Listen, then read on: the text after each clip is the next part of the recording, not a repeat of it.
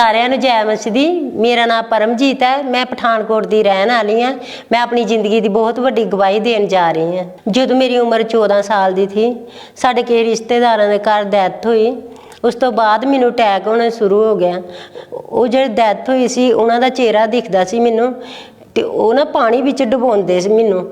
ਜਦੋਂ ਮੈਨੂੰ ਸੁਪਨੇ ਵਿੱਚ ਰੋਜ਼ ਪਾਣੀ ਵਿੱਚ ਡੁਬੋਣਾ। ਉਸ ਤੋਂ ਬਾਅਦ ਮੇਰਾ ਬਹੁਤ ਜ਼ਿਆਦਾ ਇਆਂ ਡਿਪਰੈਸ਼ਨ 'ਚ ਰਹਿਣਾ, ਸਿਰ ਦਰਦ ਹੋਣਾ, ਮੈਂ ਬਹੁਤ ਜ਼ਿਆਦਾ ਬਿਮਾਰ ਰਹਿਣਾ। ਮੈਂ ਕਦੀ ਪੇਟ ਦਰਦ, ਕਦੀ ਕੁਛ। ਇਸ ਦੇ ਨਾਲ ਮੈਨੂੰ ਬਹੁਤ ਜ਼ਿਆਦਾ ਡਰ ਲੱਗਦਾ ਸੀ, ਤੇ ਮੈਂ ਰਾਤ ਨੂੰ ਹਨੇਰੇ ਵਿੱਚ ਕਦੀ ਵੀ ਇਕੱਲੀ ਨਹੀਂ ਨਿਕਲਦੀ ਸੀ। ਜੇ ਕਦੀ ਵੀ ਨਿਕਲਣਾ ਤੇ ਮੈਨੂੰ ਇੱਦਾਂ ਲੱਗਦਾ ਕੋਈ ਮੇਰੇ ਪਿੱਛੇ ਆ ਰਿਹਾ। ਇਹ ਸਾਰੀਆਂ ਗੱਲਾਂ ਮੈਂ ਆਪਣੇ ਘਰਦਿਆਂ ਨੂੰ ਦੱਸੀਆਂ। ਉਹ ਮੈਨੂੰ ਹੋਰ ਜਗ੍ਹਾ 'ਤੇ ਲੈਂਦੇ ਗਏ, ਜਾਂਦੇ ਰਹੇ ਮੈਨੂੰ ਲੈ ਕੇ, ਤੇ ਮੈਨੂੰ ਕੋਈ ਫਰਕ ਨਹੀਂ ਪੈਂਦਾ ਸੀ। ਉਸ ਤੋਂ ਬਾਅਦ ਜਦੋਂ ਮੇਰੀ ਉਮਰ ਥੋੜੀ ਵੱਡੀ ਹੋਈ, ਫਿਰ ਮੇਰੇ ਘਰਦਿਆਂ ਨੇ ਮੇਰੀ ਸ਼ਾਦੀ ਕਰ ਦਿੱਤੀ। ਸ਼ਾਦੀ ਤੋਂ ਬਾਅਦ ਹੋਰ ਜ਼ਿਆਦਾ ਮੈਂ ਡਿਪਰੈਸ਼ਨ 'ਚ ਰਹਿਣਾ, ਮੇਰੇ ਸਿਰ 'ਚ ਬਹੁਤ ਜ਼ਿਆਦਾ ਦਰਦ ਰਹਿਣੀ। ਜਦੋਂ ਮੈਂ ਸਹੁਰੇ ਘਰ ਰਹੀ, ਮੈਂ ਉੱਥੇ ਬਿਮਾਰ ਹੀ ਰਹਿੰਦੀ ਸੀ। ਮੈਨੂੰ ਕੋਈ ਵੀ ਇਹਦਾ ਪਤਾ ਨਹੀਂ ਚੱਲਦਾ ਸੀ। ਮੈਂ ਉੱਥੇ ਬਿਮਾਰ ਰਹਿਣਾ, ਤੇ ਮੇਰੇ ਸਸੁਰਾਲ ਵਾਲੇ, ਮੇਰੀ ਸੱਸ ਬੋਲਦੀ ਤੂੰ ਰੋਜ਼ ਬਿਮਾਰ ਰਹਿੰਦੀ, ਇੰਨੇ ਪੈਸੇ ਕਿੱਥੋਂ ਲਗਾਈ ਆ ਅਸੀਂ। ਮੈਂ ਇੱਦਾਂ ਕਰਦੇ ਮੈਂ ਇੱਦਾਂ ਹੀ ਮੇਰੀ ਜ਼ਿੰਦਗੀ ਨਿਕਲ ਗਈ।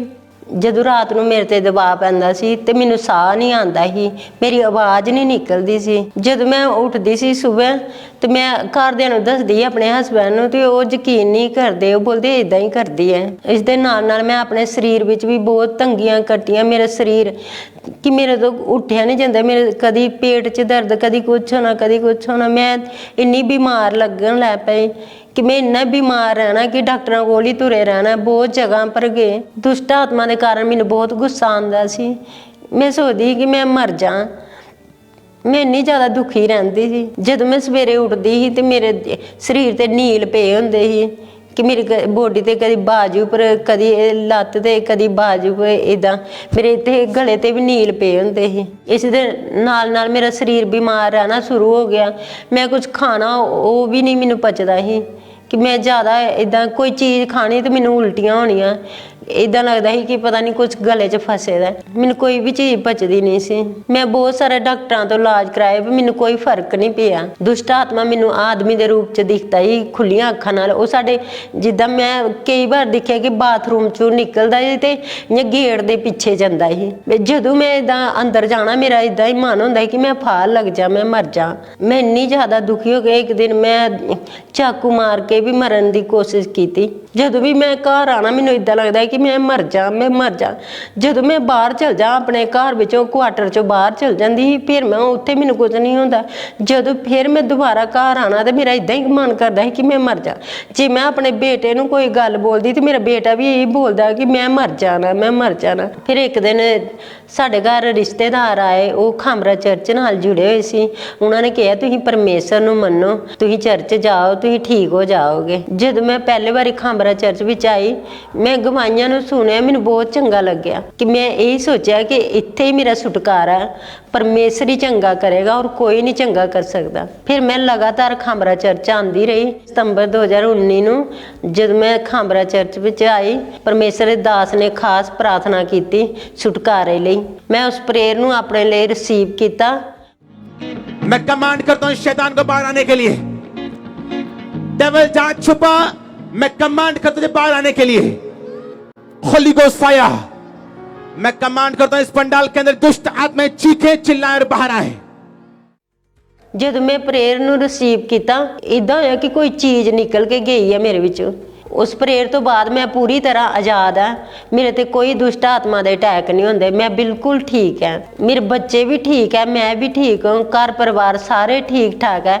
ਬਹੁਤ ਖੁਸ਼ ਰਹਿੰਦੇ ਹਾਂ ਅਸੀਂ। ਹੁਣ ਮੈਨੂੰ ਕੋਈ ਡਰਾਣੇ ਸੁਪਨੇ ਨਹੀਂ ਆਉਂਦੇ, ਕੋਈ ਦਬਾਅ ਨਹੀਂ ਪੈਂਦਾ। ਮੈਂ ਬਿਲਕੁਲ ਠੀਕ ਹਾਂ, ਬਿਲਕੁਲ ਆਜ਼ਾਦ ਹਾਂ। ਮੈਨੂੰ ਸਾਰਾ ਕੁਝ ਪਚਦਾ, ਜੋ ਵੀ ਮੈਂ ਖਾਂਦੀ ਹਾਂ ਮੈਨੂੰ ਸਭ ਕੁਝ ਪਚਦਾ ਹੈ। ਜਿੰਨੇ ਲੋਕੀ ਦੁਸ਼ਟ ਆਤਮਾ ਨਾਲ ਜਕੜੇ ਹੋਏ ਆ, ਮੈਂ ਉਹਨਾਂ ਨੂੰ ਇਹੀ ਕਹਿਣਾ ਚਾਹੁੰਦੀ ਹਾਂ ਕਿ ਪਰਮੇਸ਼ਰ ਨਾਲ ਜੁੜੋ, ਪਰਮੇਸ਼ਰ ਨੂੰ ਮੰਨੋ। ਪਰਮੇਸ਼ਰ ਤੁਹਾਨੂੰ ਆਜ਼ਾਦ ਕਰੇਗਾ। ਜਿਸ ਤਰ੍ਹਾਂ ਪਰਮੇਸ਼ਰ ਨੇ ਮੈਨੂੰ ਛੁਟਕਾਰਾ ਦਿੱਤਾ, ਇਸ ਤਰ੍ਹਾਂ ਤੁਹਾਨੂੰ ਵੀ ਦੇਗਾ।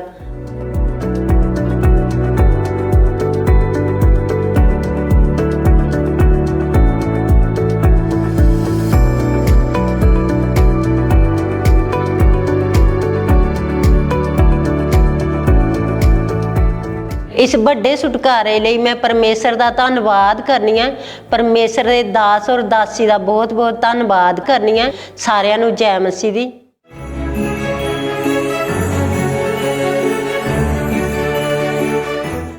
जैसे कि परमेश्वर के वचन में लिखा है यशाया 41 उसकी 10 आयत में, मत डर क्योंकि मैं तेरे संग हूँ, इधर उधर मत ताक क्योंकि मैं तेरा परमेश्वर हूँ, मैं तुझे दृढ़ करूंगा और तेरी सहायता करूंगा, अपने धर्ममय दाहिने हाथ से मैं तुझे संभाले रहूंगा। हालेलुया।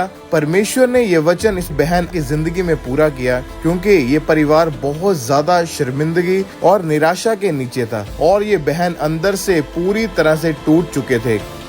तो डॉक्टर ने मेरे टेस्ट किए तो मेरे लेफ्ट ओवरी में इन्फेक्शन आ रही थी, जिस वजह से मुझे बेबी कंसीव नहीं हो पा रहा था और मेरे को पीरियड भी रेगुलर नहीं आते थे। डॉक्टर ने बताया कि हस्बैंड की जो स्पर्म काउंट है वो कम होने की वजह से बेबी कंसीव नहीं हो पा रहा। तो डॉक्टर ने हमें IVF सजेस्ट किया था उस टाइम। उसके बाद हम दोनों परेशान रहते थे कि हम अकेले ही रह जाएंगे, शायद हमें ऐसा लगता था कि शायद हमारे बेबी होगा ही नहीं और हम दोनों अकेले ही रहेंगे पूरी उम्र। पर जब अंकुर नूला मिनिस्ट्रीज के बारे में पता चला, गवाहियों को सुना, इनका फेथ इतना मजबूत हो गया कि परमेश्वर हमें यहाँ से जरूर आशीषित करके वापस भेजेगा। तो लगातार अंकुर नूला मिनिस्ट्रीज में आना शुरू कर दिया। परमेश्वर के दास के द्वारा परमेश्वर के वचनों को सुना, ग्रहण किया और उनको फॉलो करना शुरू कर दिया। तो परमेश्वर ने एक ऐसा बदलाव इनकी जिंदगी में दिया और दुगनी आशीष इनकी जिंदगी में रिलीज करी। मेरा विश्वास है जो लोग आज इस गवाही को सुनेंगे और अब विश्वास करेंगे, आप भी आज दुगनी आशीषों को लेके वापस जाएंगे यीशु मसीह के नाम में। तो आइए इस गवाही को हम सुनते हैं। सबको जय मसीह की। मेरा नाम मीना है और मैं मोहाली शहर की रहने वाली हूँ। मैं आप सबको अपने जीवन की सबसे बड़ी गवाही देने जा रही हूँ। 2018 में मेरी शादी हुई थी। मुझे शादी के कुछ टाइम के बाद दुष्ट आत्मा के अटैक होने शुरू हो गए थे और जैसे मुझे दुष्ट आत्मा के अटैक होते थे तो मुझे सपने में ऐसा दिखाई देता था जैसे कि मैं डूब रही हूँ गहरे पानी में और दुष्ट आत्मा जैसे मुझसे कोई बच्चा छीन के लेके जा रही है और मुझे डराने की कोशिश करती थी दुष्ट आत्मा। जब मेरे को पहली बार ये सपना आया था तो मैंने नॉर्मल लिया उसको, मतलब ज़्यादा सीरियस नहीं लिया। और मैं कुछ टाइम के बाद जब दोबारा ये चीज़ें मेरे साथ रिपीट होने लगी तो मैं डरने लगी थी इस चीज़ से। कभी कभी तो जैसे मैं रात को मुझे सपना आता था और मैं सुबह उठती थी, कभी कभी मेरे निशान होते थे बॉडी पे और मैं देखती थी कि मेरे निशान क्यों हो रहे हैं। तो मैं अपने हस्बैंड के साथ बात करती थी मुझे ऐसा हो रहा, तो उन्होंने भी नॉर्मल लिया इस बात को। कुछ टाइम के बाद जैसे हमने बेबी के लिए प्लान किया तो मुझे बेबी कंसीव नहीं हो पा रहा था, तो हमने डॉक्टर से कंसल्ट किया। तो हमें डॉक्टर ने बताया कि मतलब टेस्ट वगैरह करने होंगे, उसके बाद बताएंगे क्या प्रॉब्लम है, क्यों कंसीव नहीं हो पा रहा। तो डॉक्टर ने मेरे टेस्ट किए तो मेरे लेफ्ट ओवरी में इन्फेक्शन आ रही थी, जिस वजह से मुझे बेबी कंसीव नहीं हो पा रहा था और मेरे को पीरियड भी रेगुलर नहीं आते थे। तो उसके बाद जैसे डॉक्टर ने मुझे मेडिसिन देनी स्टार्ट करी, फिर भी मेरे पीरियड इनरेगुलर थे, रेगुलर नहीं हो पा रहे थे। तो डॉक्टर ने बोला एक बार हस्बैंड के भी टेस्ट कर लेते हैं क्या प्रॉब्लम आ रही है। तो जैसे टेस्ट करे डॉक्टर ने, स्टार्टिंग से प्रॉब्लम आ रही थी, हस्बैंड को स्पर्म काउंट नहीं बन पा रहे थे। डॉक्टर ने चेक करने के बाद हमें रेगुलर दवाई दी, मुझे और मेरे हस्बैंड को। तो हमने कुछ टाइम तक दवाई खाई तो कुछ भी फ़र्क नहीं पड़ पा रहा था। डॉक्टर ने बताया कि हस्बैंड की जो स्पर्म काउंट है वो कम होने की वजह से बेबी कंसीव नहीं हो पा रहा। तो डॉक्टर ने हमें IVF सजेस्ट किया था उस टाइम। डॉक्टर ने जैसे हमें IVF सजेस्ट किया था उसके बाद डॉक्टर कोई भी गारंटी नहीं ले पा रहे थे इस चीज़ की कि मतलब हमें बेबी कंसीव हो ही जाएगा। अगर डॉक्टर बोले एक बार फेल हो जाएगा तो दोबारा कराना पड़ेगा, और इसका डॉक्टर ने 4 लाख तक खर्चा बताया था। मतलब मेरी फाइनेंशियल कंडीशन इतनी स्ट्रॉन्ग नहीं थी कि मैं हम इतना खर्च कर सके बार बार। उसके बाद हम दोनों परेशान रहते थे कि हम अकेले ही रह जाएंगे, शायद हमें ऐसा लगता था कि शायद हमारे बेबी होगा ही नहीं और हम दोनों अकेले ही रहेंगे पूरी उम्र। हम मोहाली में जॉब करते हैं, मैं और मेरे हस्बैंड। जब हम यहाँ से इन लॉज फैमिली के पास जाते थे गांव में, तो सभी हमें आस पड़ोस के लोग बोलते थे कि आपके बेबी क्यों नहीं हो पा रहा, आप अभी तक ऐसे ही हो, क्यों नहीं हो पा रहा। तो मैं किसी को जवाब नहीं दे पाती थी कि हमें बेबी क्यों नहीं हो पा रहा है। जैसे हर बार हम शॉपिंग करने जाते थे तो हम बच्चों के वेज में चले जाते थे और वहाँ पे मैं जाके देखती थी तो मैं यही बोलती थी अपने हस्बैंड को कि हमारे बेबी होगा तो मैं ऐसे कपड़े पहनाऊंगी, उनको ऐसे कपड़े पहनाऊंगी, मेरे को भी शौक है हमारे बेबी होगा। मैं छत से नीचे जब देखती थी सभी बच्चे खेल रहे होते थे पार्क में और पड़ोसियों के बच्चे खेल रहे होते थे, तो मैं ऊपर से देखती रहती थी खेलते उनको। तो मैं सोचती कभी मेरा बच्चा भी ऐसे इनके बीच में खेलेगा और मैं ऐसे उनको देखूंगी खेलते हुए। ये पता नहीं मेरे पे कब आएगा ये दिन। आज से कुछ साल पहले मेरी फ्रेंड ने मुझे एएनएम मिनिस्ट्री के बारे में बताया था, तो मैंने उस टाइम इस बात को इग्नोर कर दिया। उसके बाद जैसे मेरी आशा टूट चुकी थी, तो मैं एक दिन सो रही थी, मेरे सपने में परमेश्वर के दास आए और आके मेरे घर पे मेरे पे ले हैंड किया। जब मैं सुबह उठी तो मुझे ऐसा लगा कि मुझे चर्च के साथ जुड़ना चाहिए, तो मैं चर्च के साथ जुड़ने लगी और सर्च करने लगी चर्च के बारे में। जैसे मैं फर्स्ट टाइम अंकुरनुला मिनिस्ट्री में आई तो मेरा फेथ बढ़ रहा था, क्योंकि वहाँ पे अलग अलग गवाहियाँ चल रही थी। जब मैं गवाहियाँ सुन रही थी तो मेरा फेथ बढ़ रहा था कि परमेश्वर अगर इनको ब्लेस कर सकता है तो मुझे भी ब्लेस कर सकता है। उसके बाद लगातार मैं चर्च में आती रही और मैंने ले हैंड फॉर्म जो है फिल किया ऑनलाइन। 18 सितंबर 2022 में जब हम खामड़ा चर्च में आए तो परमेश्वर की दासी ने मेरे पे और मेरे हस्बैंड पे ले हैंड प्रार्थना की। सच्चियां ने गल्ला यसु हो जाना वे, सच्चियां ने गल्ला यसु हो जाना वे। जैसे परमेश्वर की दासी ने हम पे प्रार्थना की ले हैंड, तो हमारी जो बॉडी है वाइब्रेट होने लगी। मैं और मेरे हस्बैंड दोनों गिर गए। उस समर्थी ले हैंड के बाद हमें हल्का फील होने लग गया। उस प्रेयर को जैसे हम रिसीव करके घर गए तो मुझे कोई भी दुष्ट आत्मा का अटैक दोबारा नहीं हुआ। 1 महीने बाद जैसे मैंने प्रेगनेंसी टेस्ट किया तो मेरा टेस्ट जो है पॉजिटिव आ चुका था। मैं फिर भी बिलीव नहीं कर पा रही थी और मैं रोने लगी, मेरे हस्बैंड भी रोने लग गए। उसके बाद शाम को हमने डॉक्टर के साथ कंसल्ट किया। डॉक्टर को हमने बोला कि मतलब हमारा टेस्ट जो है पॉजिटिव आ चुका है, तो डॉक्टर भी खुद हैरान हो गए और हमें बोलने लगे ऐसा हो नहीं सकता, आपका टेस्ट जो पॉजिटिव नहीं हो सकता, आपको प्रॉब्लम थी, मैंने आपको पहले बोला था कि आईवीएफ करवाना पड़ेगा। मैं बिलीव नहीं कर पा रही हूँ कि ऐसा हो सकता है। मैंने डॉक्टर को भी 2-3 बार जो हमारी स्टिक थी वो दिखाई और बोला डॉक्टर को कि ये हमारी ही है। पूरे 9th मंथ तक प्रभु ने मुझे संभाल के रखा, मुझे कोई भी दुष्ट आत्मा का अटैक नहीं हुआ। परमेश्वर ने हमें शादी के 5 साल बाद 24 जुलाई 2023 को बेबी बॉय के साथ ब्लेस किया। जैसे मैंने पहले दिन अपने बेबी को अपने हाथ में लिया तो मुझे अलग सी खुशी महसूस हो रही थी। जैसे मैं पहले बोलती थी कि मुझे कोई अपना बच्चा दे दो मुझे संभालने के लिए, मैं उन्हें पाल लूँ, तो जैसे परमेश्वर ने मुझे मेरा बच्चा दे दिया तो उसके बाद हमारी खुशी थी उसका कोई ठिकाना नहीं रहा। जिन बहनों के पास बेबी नहीं है, मैं सबको कहना चाहूँगी कि आप प्रभु यीशु मसीह के पास आओ। जैसे परमेश्वर ने मुझे शादी के 5 साल बेबी बॉय के साथ ब्लेस किया, आप सबको भी ब्लेस करेंगे। अभी मैं और मेरे हस्बैंड और हमारी फैमिली अपने बच्चे के साथ बहुत ज़्यादा खुश है।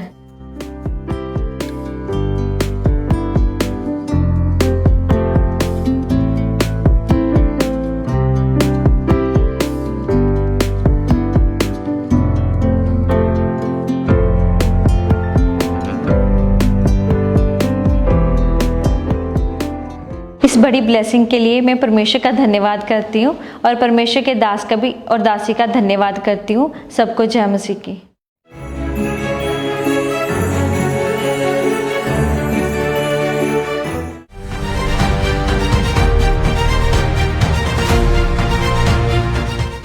इस भाई का नाम जॉन मसीह है। 14 साल की उम्र में ही इन्होंने नशा करना शुरू कर दिया। धीरे धीरे नशा इतना बढ़ गया कि इन्होंने अपने घर को बेच दिया और जितना पैसा इनके पास आता था वो सारा नशों पे ही जाता था और उल्टा इनके ऊपर लाखों रुपए का कर्जा हो चुका था। घर का माहौल इतना खराब हो चुका था कि हर वक्त ये भाई डिप्रेशन में रहते थे और ये उन चीजों से कभी भी बाहर नहीं आ पा रहे थे। मेरी ज़िंदगी ऐसी हो गई थी कि मैं एक दिन में 10 पैकेट गुटखे, 1 पैकेट सिगरेट और 1.5 बोतल तक शराब पी जाता था और इन्हीं नशों की वजह से मेरी जॉब भी छूट गई। मेरे नशे इतने ज़्यादा बढ़ गए कि नशों की वजह से मैं बीमार रहने लग गया। इन नशों की वजह से मेरा खुद का मकान बिक गया। पर जब पता चला अंकुरनुला मिनिस्ट्रीज के बारे में तो लगातार चर्च में आना शुरू किया, प्रार्थनाओं को विश्वास के साथ ग्रहण किया। परमेश्वर ने ऐसी आजादी इनकी जिंदगी में दी कि आज ये भाई नशों से, बीमारियों से, कर्जों से पूरी रीति के साथ आजाद हो चुके हैं और परमेश्वर ने इन्हें फाइनेंशियली भी बहुत ज्यादा आशीषित किया है। तो आइए इस भाई की जीवन बदलने की गवाही को हम सुनते हैं। सबको जय मसीह की। मेरा नाम जॉन मैसी है। मैं कोटा राजस्थान का रहने वाला हूँ और आज अपने जीवन की बहुत बड़ी टेस्टिमनी देने जा रहा हूँ। आज मेरी उम्र 44 साल है। 30 साल पहले 14 साल की उम्र में जब मैं स्कूल लाइन में था तो मेरी दोस्ती मेरे से बड़ी उम्र के लड़कों के साथ थी। दोस्तों के साथ गुटखा वो लोग खाते थे और मेरे से भी कहते थे कि ले तू भी थोड़ा सा खा ले। जब मैंने अपने दोस्तों के साथ मिलकर पहली बार गुटखा खाया तो मुझे चक्कर आने लगे, घबराहट होने लगी, उल्टी जैसा मन हो गया। पर थोड़ी देर बाद अच्छा लगने लगा। मेरे घर के हालात कुछ ठीक नहीं थे क्योंकि घर का बड़ा बेटा मैं ही था। मेरे पापा की एज 4 साल की एज थी जब मेरे पापा की डेथ होगी। तो मुझे जॉब करनी पड़ी। जब मैं Kota stone cutter machine operator की कंपनी में काम करने लगा, उस कंपनी में लेबर वर्क करते थे, भारी वर्किंग थी उनकी, तो नशा करके ही काम करते थे। तो नशा जब करके काम करते थे तो अच्छे से काम करते थे, फुर्ती से काम करते थे। तो मेरा भी पत्थर कटिंग का काम था, तो मुझे भी वो ऑफ़र करते थे। उन्होंने मेरे को फिर ऑफ़र करा तो मैंने मना नहीं करा कि हाँ ला शराब। उन्होंने ऑफ़र करी तो मैंने भी उनके साथ बैठ के 1-2 पैक शराब ली। वो पीने के बाद मेरे को चक्कर आने लगे, दिमाग घूमने लगा, पर थोड़ी देर बाद में अच्छा लगने लगा, नॉर्मल हो गया। और इसी तरह धीरे धीरे मेरे नशे बढ़ते गए और मैं नशे में 1-2 पैक से क्वार्टर पे आया, क्वार्टर से हाफ पे आया। फिर मैंने वो कंपनी टाइल्स जो काम था वो छोड़ दिया और मेरी जॉब फाइनेंस लाइन में आ गई। वहाँ इनकम अच्छी थी, सैलरी अच्छी थी। धीरे धीरे जैसे सैलरी ज़्यादा थी तो नशे भी ज़्यादा बढ़ने लगे मेरे। 2004 में मेरी मैरिज हुई। मैरिज होने के बाद मेरे नशे कम होने के बजाय और ज़्यादा बढ़ने लगे। और जब मैरिज के बाद मिसेज को पता चला कि नशे बहुत ज़्यादा नशे करते हैं तो घर पे आए दिन क्लेश रहने लगे कि आप और नशे करते हो और इतने ज़्यादा करते हो। पहले शाम को पीते थे, अब तो दिन में ही पीने लग गए। और इन्हीं नशों की वजह से मेरी जॉब भी छूट गई। 2007-2008 में मैंने जॉब छोड़ दी। नशे की लत इतनी ज़्यादा हो गई थी कि फाइनेंशियली प्रॉब्लम इतनी ज़्यादा घर पे होने लगी कि खुद का नशा करने के लिए मैं दोस्तों से पैसे उधार लेने लग गया। मेरे नशे इतने ज़्यादा बढ़ गए कि नशों की वजह से मैं बीमार रहने लग गया। बीमारी मेरी धीरे धीरे बढ़ती कि मुझे हाई ब्लड प्रेशर हो गया और ब्लड प्रेशर के साथ साथ मुझे पाइल्स की प्रॉब्लम होगी। जब भी मैं फ्रेश होने जाता था तो ब्लड आता था। मेरी ज़िंदगी ऐसी हो गई थी कि मैं एक दिन में 10 पैकेट गुटखे, 1 पैकेट सिगरेट और 1.5 बोतल तक शराब पी जाता था।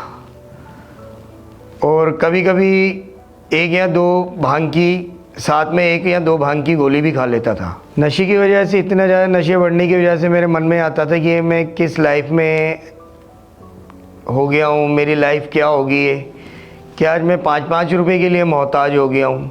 कहाँ मैं फाइनेंस लाइन में अच्छी खासी जॉब थी, अच्छी खासा इनकम थी और आज मेरे पास गुटखे खाने के 5 रुपए नहीं है। घर का हालात इतने बुरे हो चुके थे कि मेरी मिसेज को वर्किंग करनी पड़ी। मेरी मिसेज हॉस्टल में जॉब करने लगी वार्डन की, तो उसी की जॉब से वो जो जॉब भी करती थी और घर पे सिलाई भी करती थी।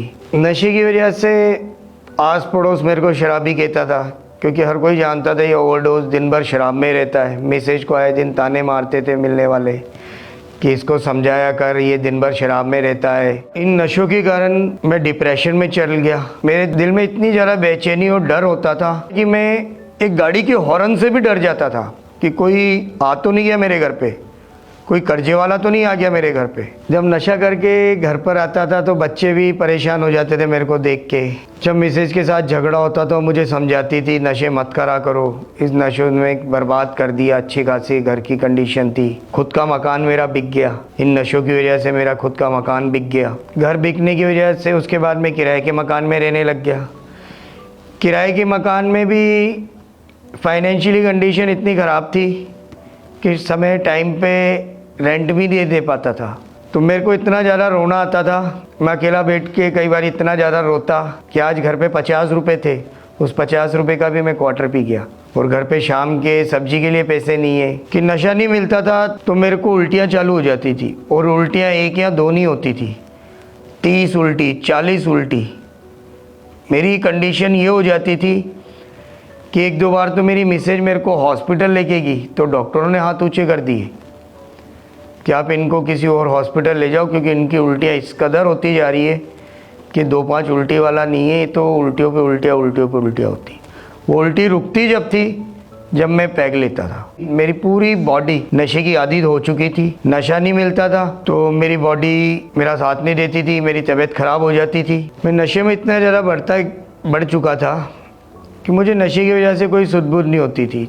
3-3 4-4 दिन नहाना नहीं, शेविंग नहीं करी तो नहीं करी, कपड़े नहीं चेंज करे तो नहीं करे। मेरी नशे की इतनी ज़्यादा कंडीशन ख़राब को देख के एक दिन मेरी सिस्टर का मेरे पास कॉल आया। वो खामराज चर्च से पहले से जुड़ी हुई थी। जब मेरी बहन मेरे को कॉल करती और मेरे को वचन बताती तो मेरी कंडीशन ऐसी नहीं थी कि मैं इतनी दूर ट्रैवल कर सकूँ, इतना किराया निकाल सकूँ, तो बोलती कि तू ऑनलाइन ही देख। जब मैंने अंकुर नरूला मिनिस्ट्री की ऑनलाइन मीटिंग अटेंड करना शुरू करा, वहाँ गवाहियाँ देखी मैंने कि 20 साल पुरानी 30 साल पुरानी नशे की जिनकी आदत है वो छुटकारा पा रहे हैं। तो मेरा विश्वास धीरे धीरे बढ़ता गया कि नहीं, मैं भी छुटकारा, मुझे यहीं से छुटकारा मिलेगा, मैं भी नशे से आज़ाद हो सकता हूँ। 11 अप्रैल 2021 को प्रभु के दास ने नशे के लिए, दुष्ट आत्माओं को लिए प्रार्थना करी। उस सामर्थ्य प्रार्थना को मैंने अपने लिए रिसीव करा।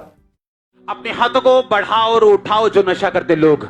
In the mighty name of Jesus, नशे की दुष्ट आत्मा कम आउट, निकला यीशु मसीह के नाम से, कभी प्रवेश मत करना।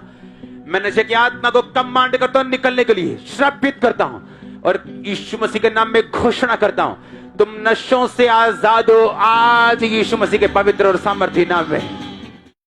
जैसे ही मैंने इस सामर्थी प्रार्थना को रिसीव किया, मुझे पवित्र आत्मा ने छुआ, मेरी पूरी बॉडी गर्माहट से भर गई और मेरा शरीर पूरा हल्का हो गया और मैं इतना ज़्यादा पवित्र आत्मा से भर के रोने लगा। उस दिन से मैं सारे नशों से आज़ाद हूँ। उस दिन के बाद ना मैंने कभी सिगरेट पी, ना भांग खाई, ना गुटखा खाया, ना शराब पी। अब मेरी लाइफ इतनी अच्छी है, दोबारा जॉब मिल गई मेरे को। उसी फाइनेंस लाइफ में मुझे दोबारा प्रभु ने जॉब दी, मुझे हर एक चीज़ में प्रभु ने ब्लेस किया। आज जो दोस्त मेरे देख के कहते थे नशेड़ी, मेरे से मुंह छुपाते थे, वो आज सब देख के ही कहते हैं कि वाह तेरी लाइफ कैसे चेंज होगी यार, तू तो मरने की कगार पे था। आज मेरे मिलने वाले रिश्तेदार मेरी इस नई लाइफ को देख के बहुत खुश हैं। नशे की वजह से बीपी की बीमारी और पाइल्स की बीमारी हुई थी, जो मुझे हुई थी, उन बीमारियों से मैं हील हो चुका हूँ, आज़ाद हो चुका हूँ। मैरिज लाइफ, अब मेरी नशे छूटने के बाद मेरी मैरिज लाइफ बहुत अच्छी है, मेरी फाइनेंस कंडीशन बहुत अच्छी हो गई है। प्रभु ने मुझे हर तरीके से ब्लेस करा है। मैं सभी भाई बहनों से यही कहना चाहता हूँ, जो लोग आज भी नशे में हैं, गलत कामों में हैं, गलत संगति में हैं, आप प्रभु की हजूरी में आओ। प्रभु हर एक नशे से छुटकारा देने वाला है। संपूर्ण मन से प्रभु की हजूरी में आ जाओ, पूरा हर एक चीज़ से छुटकारा देगा तुम्हें, हर एक नशे से आज़ाद करेगा तुम्हें। जैसे मैंने नशे से आज़ादी पाई, आप भी नशे से आज़ादी पाओगे।